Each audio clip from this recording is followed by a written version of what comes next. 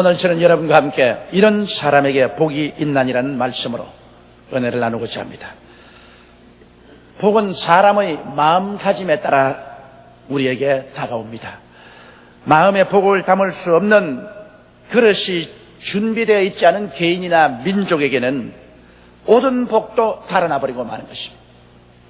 그러나 예수님께서 산에 오르사 당신에게 찾아온 제자들에게 복 있는 사람의 마땅히 가져야 할 마음의 자세에 관해서 명쾌하게 말씀해 주셨습니다. 이 말씀을 읽을 때마다 마음에 깊은 감동이 우러납니다. 오늘 저는 여러분과 함께 예수님께서 우리에게 주신 이 산상부훈을 깊이 음미해 보므로 우리 마음이 정말 복을 받을 수 있는 자세가 되도록 정비해야 되겠습니다. 첫째로 주님께서는 심령이 가난한 자는 복이 있나니 천국이 저희 것이며 이와 같이 말씀하셨습니다. 가난이란 있어야만 할 것이 없어서 고통을 당하는 상태를 의미하는 것입니다. 양식이 떨어졌어. 가난합니다. 옷이 없습니다. 집이 없습니다. 생활해 나갈 수단이 없습니다. 이런 가난을 체험하게 되면 대단히 고통스럽습니다.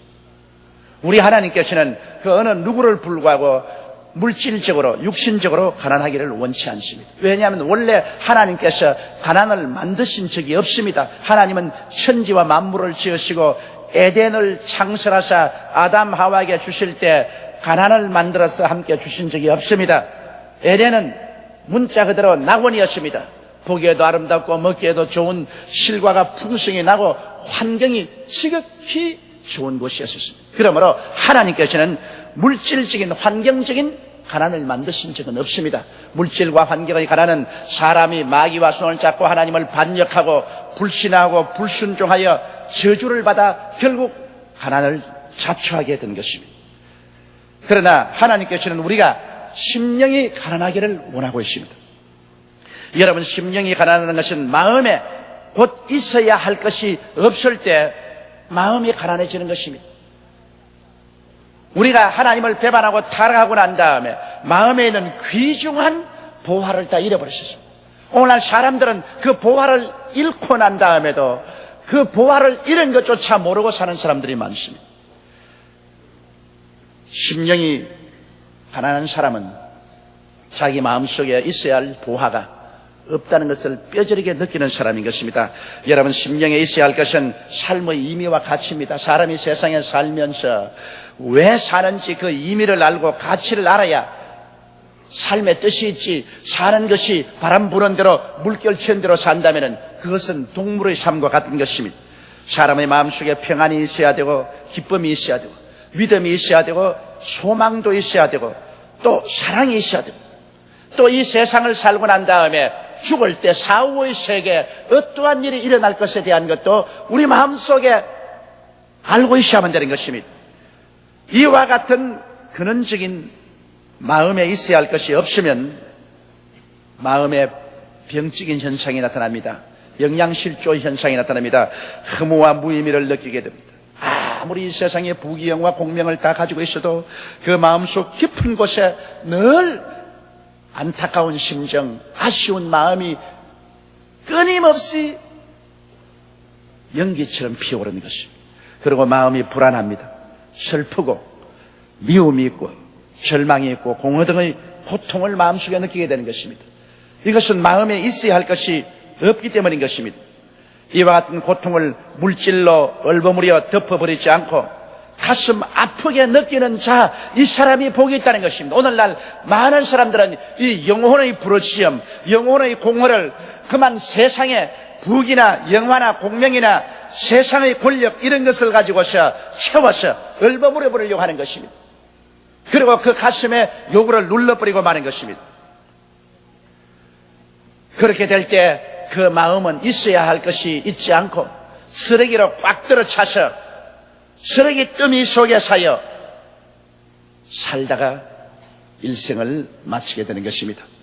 여러분, 그러나 마음에 뼈저리게 있어야 할 것이 없는 것을 느끼고 마음의 공허를 가지고 삶의 의미를 찾고 평안과 기쁨, 믿음과 소망, 사랑과 사후의 세계의 실상을 간절히 찾는 자에게는 복이 있다고 주님께서 말하십니다. 왜? 이러한 사람은 예수를 믿게 되고 이러한 사람의 마음속에 천국은 반드시 임하게 되는 것입니다. 이 마음의 가난함, 이것이 오늘날 사람들에게 절실히 필요한 것입니다. 이 마음의 가난함을 깨닫지 못하고 마음에 필요한 것을 채우지 못한다면 인간은 동물적인 존재요, 육체만 가지고 살다가 육체가 세상을 떠날 때 그와 함께 파멸되는 사람인 것입니다. 우리 주님께서는 마음의 세계를 잃어버리고 육체적으로만 부귀와 공명을 가지고 채워놓은 사람들을 보고 이렇게 말씀합니다. 요한계시록 3장 17절로 20절에 내가 말하기를 나는 부자라 부유하여 부족한 것이 없다 하나 내 곤고한 것과 가련한 것과 가난한 것과 눈먼 것과 벌거벗은 것을 알지 못하는도다. 내가 너를 권하노니 내게서 불로 연단한 금을 사서 부유하게 하고 흰옷을 사서 입어 벌거벗은 수치를 보이지 않게 하고 안약을 사서 눈에 발라 보게 하라. 무릇 내가 사랑하는 자를 책망하여 징계하노니 그러므로 내가 열심을 내라 회개하라. 볼지어다 내가 문 밖에 서서 두드리노니 누구든지 문을 열면 내가 그에게로 들어가 그와 더불어 먹고 그는 나와 더불어 먹으라고 말씀하고 있는 것입니다. 세상적인 부요를 가지고 나는 부족함이 없다고 자랑하는 사람을 향하여 주님께서는 통렬히 비난하고 있는 것입니다. 너희 눈먼 것과 벌거벗은 것과 가난한 것과 비참한 것을 알지 못한다. 왜냐? 너희 인생이 무엇이냐? 잠시 있다 사라지는 안개니라. 내일 일을 자랑치 말라. 오늘 내게 어떠한 일이 일어날지 알지 못하느라고 말씀합니다. 모든 인생은 풀과 같고 그 영화는 풀의 꽃과 같아 풀은 시들고 꽃은 떨어져 버리고 마는 것입니다. 그러므로 육신을 가지고 사는 인생을 치고 자랑할 사람이 아무도 없습니다. 그러나 이러한 사람들이 마음의 공허를 느끼고 그리스도 예수 앞에 나가서 십자가의 불로 연단한 금을 사서 부욕해야 되는 것입니다. 예수를 구주로 믿고 그리고 그리스도가 주시는 천국을 마음속에 받아들일 때 비로소 이 세상에 살 때 방향 감각을 얻게 되며 믿음, 소망, 사랑을 얻게 되고 의와 평강과 희락을 갖고 참으로 삶의 의미와 가치를 가지고 살게 되는 것입니다. 인생이 그 마음속에 하늘나라를 갖고 삶의 참된 의미와 가치를 갖고 살 때 참된 인생이 되지, 그렇지 않다면 그것은 바람에 나는 겨와 같은 것입니다. 양만 잔뜩 쌓아놓았다가 심판의 날에 다 날아가 버리고 남는 것 하나도 없게 되는 것입니다. 이러므로 예수님께서는 마음이 가난한 자는 복이 있나니 천국이 저희 것임이라 했습니다. 땅에 사는 사람이 그 마음속에 천국을 갖고 살 때 비로소 복이 있는 사람이 되는 것입니다. 땅만 바라보고 흙만 쥐고 사는 사람은 복이 있는 사람이 아닙니다. 버림받은 사람들인 것입니다. 그러므로 우리는 우리의 속에 천국을 갖고 살도록 예수 그리스도의 십자가 앞에 꿇어 엎드려 우리 자신의 허무하고 무의미한 것을 통회하고 자복하고 그리스도를 모셔서 복받게 되시기를 주님 이름으로 축원합니다. 둘째로 주님께서는 애통하는 자는 복이 있나니 저희가 위로를 받을 것이며 라고 말씀한 것입니다. 사람이 왜 애통합니까? 그것은 자기의 삶의 부족한 면을 바라보고 애통하는 것입니다. 사람이 모든 것이 다 만족하다고 생각할 때는 애통하지 않습니다. 그러나 사람들은 자기의 부족함을 바라볼 때 마음속에 애통하게 되고 애통하는 사람이 발전을 하는 것입니다. 여러분, 우리도 우리 생애를 살펴볼 때 우리가 불의하고 죄 많음을 바라보고 우리가 의롭게 되지 못함을 애통하게 생각해야 됩니다. 우리가 삶을 살면서 진실하고 정직하지 못하고 거짓 불의 속에 살기 때문에 우리 자신 가슴을 치고 애통하는 사람이 되어야 됩니다. 성실하지 못하고 불성실한 삶을 애통해야 되고 거룩하지 못하고 추악한 삶을 사는 것을 애통해야 되고 용서와 사랑이 부족한 것을 애통하고 온유와 겸손하지 못한 것을 애통하고 탐욕을 벗어나지 못함을 애통할 때 이와 같을 때 참된 회개가 있고 이와 같은 애통함이 있을 때 내일을 향한 발전이 있게 되는 것입니다. 오늘 우리 민족의 중대한 문제는 우리 민족이 그동안에 교만해지고 스스로 만족해지고 애통하는 마음이 없게 되어버리고 말았다는 것입니다. 여러분, 사람은 애통해야 회개하게 되고 그리고 주 예수 그리스도의 도움을 구하게 되는 것입니다. 애통하고 회개하는 상태, 이것이 마음이 깨어진 상태인 것입니다. 시편 34편 18절에 보면 야훼는 마음이 상한 자에게 가까이 하시고 중심에 통회하는 자를 구원하시는 도다라고 말씀하셨고, 시편 51편 17절에 하나님의 구하시는 제사는 상한 심령이라 하나님이 상하고 통회하는 마음을 주께서 멸시치 아니하시리다라고 말하고 있는 것입니다. 이러므로 하나님께서 찾으시는 마음은 상한 심령, 애통하는 마음, 깨어진 마음, 자기의 부족함을 보고 가슴을 치고 통탄을 하고, 그리고 내일을 향해서 발전하기 위해서 주여 나를 도와주시옵소서, 나의 힘으로 능으로 안 되기 때문에 하나님의 도움을 간구합니다고, 이렇게 하는 사람을 주님께서는 복을 내려주겠다고 말씀하신 것입니다. 애통하는 자는 복이 있나니 저희가 주의 손길로 말미암아 위로함을 받게 해주는 것입니다. 예수님께서는 십자가 보혈로 애통하는 자의 마음의 모든 죄를 용서해 주시고 성령으로 말미암아 애통하는 자가 부족하게 느끼는 것을 힘을 주어 도와주셔서 우리의 영혼이 잘됨같이 범사가 잘되고 강건하며 생명을 얻게 넘치게 되며 앞으로 항상 전진 발전할 수 있도록 만들어주시는 것입니다. 이렇기 때문에 우리는 개인뿐 아니라 국민 전체가 애통하는 마음을 가지려고 애를 써야 되는 것입니다. 애통하지 않은 사람은 그로서 벌써 끝장이 난 사람인 것입니다. 셋째로 주님 말씀하기를 온유한 자는 복이 있나니 저희가 땅을 기업으로 받을 것임이라고 말하는 것입니다. 온유의 의미가 무엇입니까? 온유란 말은 부드럽고 따뜻하고 유순한 성품입니다. 요사의 사람들은 부드럽지 않습니다. 강성입니다. 따뜻하지 않습니다. 무린정합니다. 유순하지 않습니다. 싸납습니다. 무섭습니다. 요사의 사람들 만나는 것이 가장 겁이 납니다. 그러나 주님께서는 이와 같이 강하고 냉정하고 사나운 성품을 가진 사람이 복이 있다고 말하지 않으셨습니까?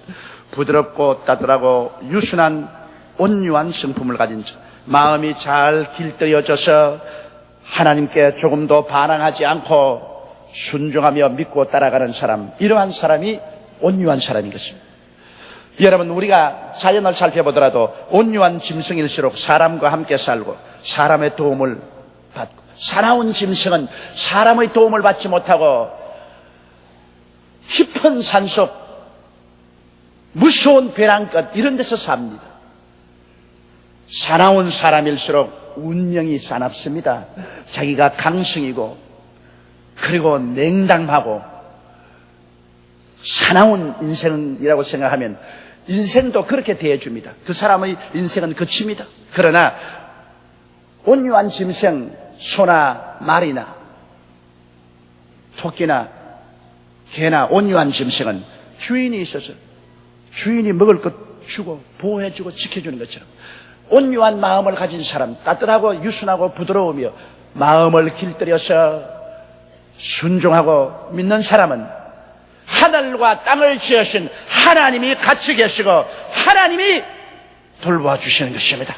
그렇기 때문에 온유한 사람은 결국 땅을 차지하게 되는 것입니다. 온유한 사람이 이 땅에서 쫓겨날 것이 생각되는데요, 인간의 생각으로는 사나운 사람이 주먹을 휘두르고 땅을 차지할 줄 생각이 되는데 역사는 그렇게 말하고 있지 않습니다.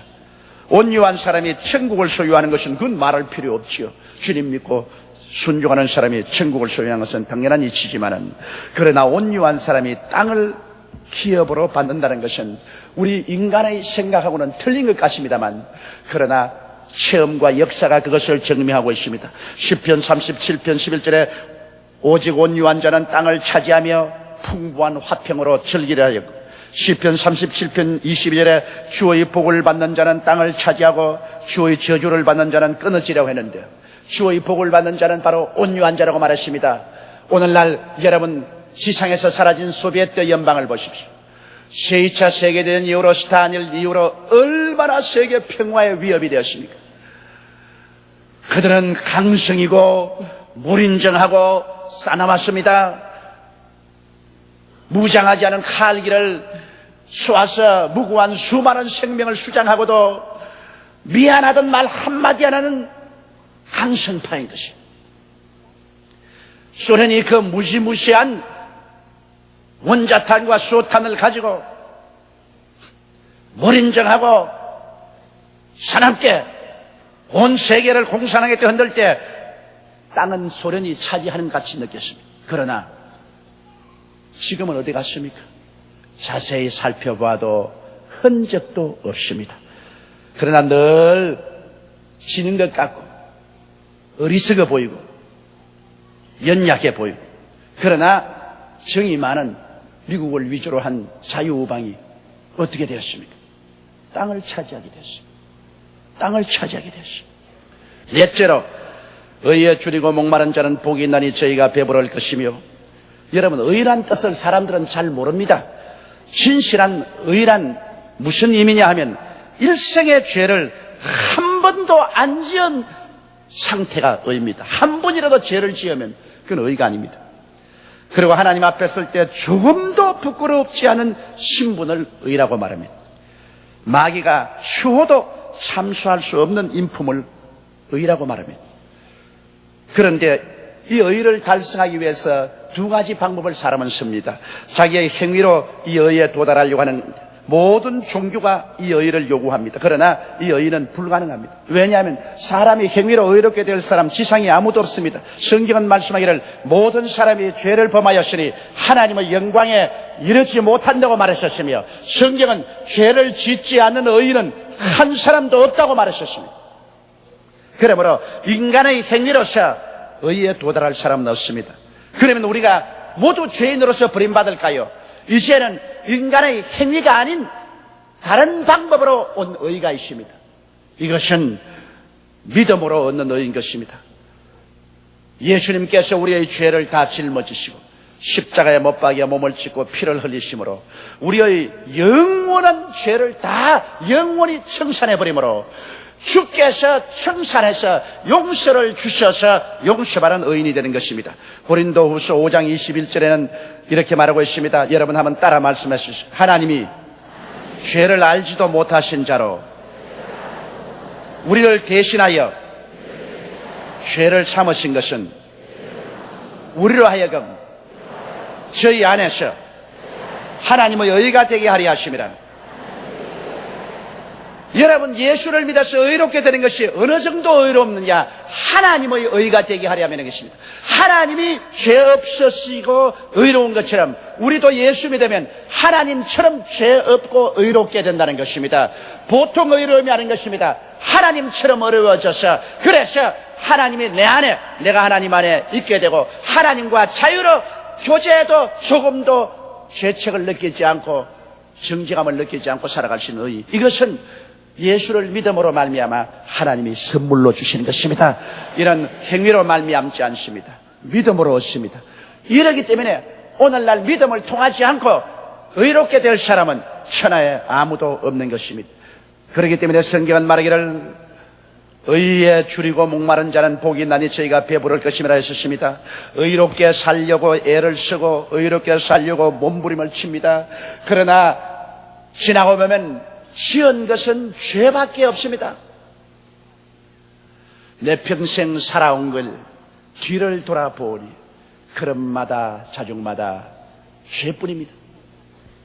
여러분, 우리의 뒤를 돌아보아서 우리가 어깨를 어색하고 자랑할 만한 삶을 살은 사람이 과연 몇이나 있습니까? 돌아보면 평생 살아온 것이 부끄럼밖에 없습니다. 그런 가운데서 내가 어떻게 하면 더 의롭게 되고 하나님 앞에 설 수 있는 사람이 될 수 있을까? 우리가 의에 줄이고 목마르면서 그를 간절히 찾을 때 우리 하나님께서는 우리에게 그 의의 근원 되시는 예수님을 소개해 주겠다고 말씀한 것입니다. 그러므로 의롭게 살려고 애쓰는 사람에게 예수님이 계시해 주시지, 죄악 가운데서 자기 마음대로 죄를 먹고 마시며 사는 사람들에게 그리스도가 계시되지 않습니다. 의를 찾는 자에게 의의 그런 되시는 예수님을 계시해 주셔서 예수를 믿음으로 말미암아 일생의 죄가 다 용서를 받고 하나님께서 우리를 정하게 해 주셔서 의인으로 만들어 주시고 내 마음속에 믿음으로 의롭게 되었으므로 의의 영인 성령이 오셔서 이제 나에게 힘을 주시고 능력을 주셔서 실제 생활에도 죄를 이기고 극복하고 의롭게 살 수 있는 능력이 주어지게 되고, 그래서 의를 갈급히 구하는 마음에 만족함이 다가오게 되는 것입니다. 여러분, 우리 주님께서는 우리가 진실로 근본적으로 마음속에 복을 받고 살기를 원하는 것입니다. 우리가 세상 사람을 말하면 복 받았다면 갑자기 지위가 높아지고 돈을 많이 벌고 그리고 행운이 다가오고 영화를 얻으면 복 받았다고 말합니다. 물론 그것도 복이 아닌 것은 아닙니다. 그러나 그런 세상 복은 기초가 없을 때 오히려 화가 되고, 또 얼마 안 가서 그 세상 복은 다 먼지와 티끌같이 날아갈 수 있습니다. 여기 예수께서 팔복을 말씀한 것은 우리의 마음속에 기초적인 축복을 말합니다. 기초가 없는 집은 무너집니다. 기초 과학이 없는 것은 어떠한 실천적인 과학도 발전하지 않습니다. 여러분, 우리의 삶 속에 이 기초적인 예수님이 주신 팔복이 마음에 뿌리를 내려있지 아니하면 세상의 다른 모든 복은 진실한 복이 되지 못합니다. 복같이 보이나 오히려 그것은 허무하고 화로 변할 수가 있습니다. 이러므로 오늘 우리는 우리의 가슴에 손을 얹고 주님이 하신 말씀을 깊이 음미보아야 되겠습니다. 마음이 가난한 자는 복이 나니 천국이 저희 것이며, 애통하는 자는 복이 나니 저희가 위로함을 받을 것이며, 의에 줄이고 목마른 자는 복이 나니 저희가 배부를 것이며, 온유한 자는 복이 나니 저희가 땅을 기업으로 얻을 것이다. 이와 같은 근원적인 복받을 마음의 성품을 우리 마음속에 가지고 있으면 그 다음에 모든 내려오는 복은 그 위에 차곡차곡 쌓여져서 진실로 우리에게 큰 위로와 복으로 변화되게 되는 것입니다. 주님께서 설명하신 팔복 중에 4가지 복을 오늘 음미해 보았습니다. 참으로 놀라운 은혜요 축복입니다. 나머지 4가지 복은 다음 주일에 다시 계속해서 여러분에게 말씀해 드리겠습니다. 오늘 이 시간에 우리는 우리 가슴에 손을 얹고 나는 과연 복받을 틀을 닦았는가 스스로 질문해보는 귀한 시간을 삼으십시다. 내 마음은 가난한가? 내가 정말 애통하고 있는가? 내가 정말로 온유한가? 내가 과연 의에 줄이고 목마른가? 이것을 생각해보고 우리의 마음의 바탕을 새로 정지하는 오늘 귀한 시간을 가져야 되겠습니다. 다 같이 고개 숙여 기도드리겠습니다. 사랑이 많으시고 거룩하신 하나님 아버지, 오늘 이 시간에 우리 주님을 통해서 참으로 인생을 복을 받고 살기 위해서 반드시 우리가 가져야 될 마음의 터전, 마음의 근본적인 자세를 보여주신 것을 감사합니다. 아버지, 의를 사모하고 의를 갈급히 찾는 우리들이 되어서 의의 근원 되신 예수님을 깊이 깊이 모시고 용서받은 의인들이 되고 하나님과 함께 동행하며 하나님과 함께 사는 우리들이 되게 도와주옵소서. 오 보혜사 성령이여, 하나님의 말씀을 우리 모든 영혼 속에 깊이 깊이 아로사게 주시옵소서. 예수님 이름 받들어 기도드리옵나이다. 아멘.